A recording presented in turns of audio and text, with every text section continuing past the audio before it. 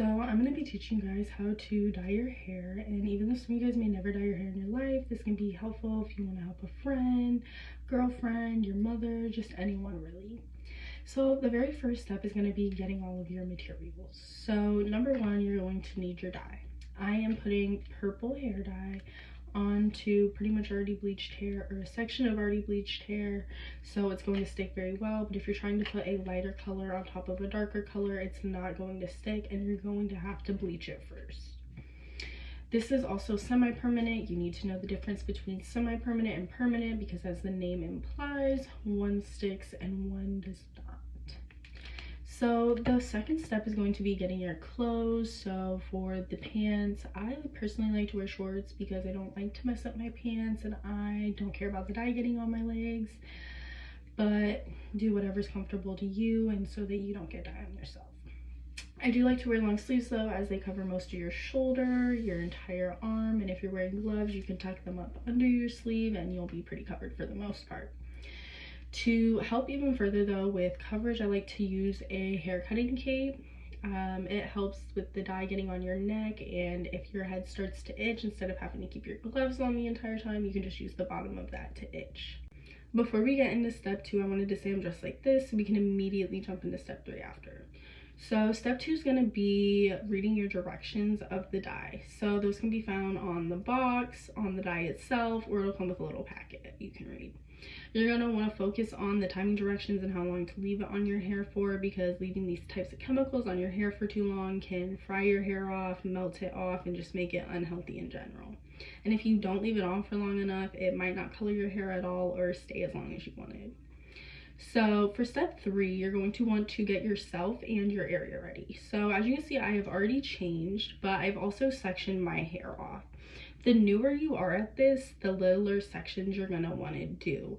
When you do bigger chunks, the less hair you're going to get, and it makes it harder to individually get layers.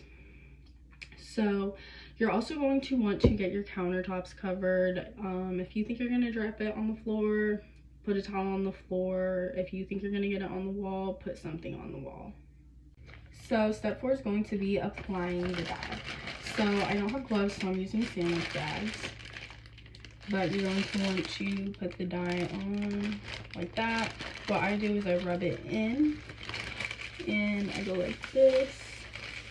And I just start first with getting everything as saturated as I can, and then I will individually go little layer piece by little layer piece.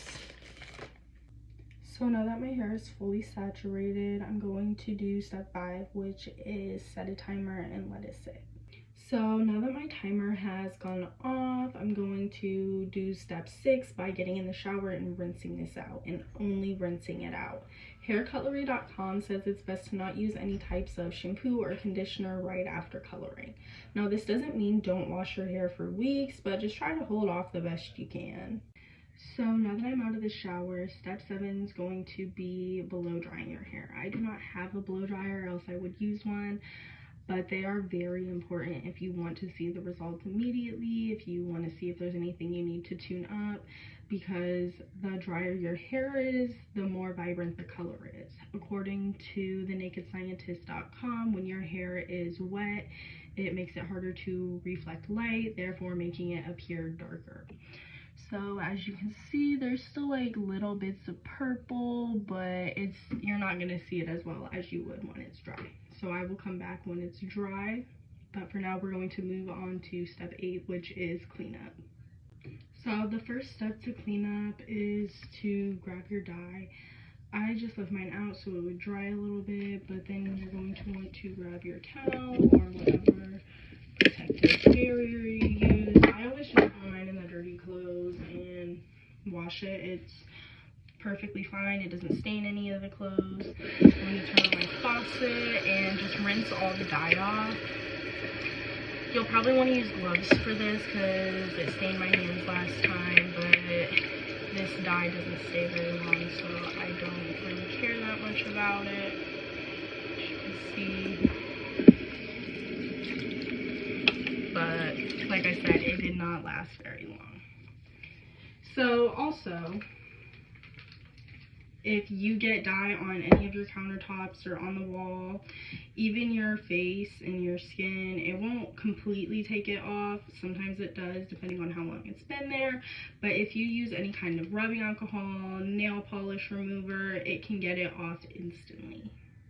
So now my hair is more dry, and this is what it looks like. I only really did this back section, which is still pretty vibrant, and you can see it, I think, a lot more.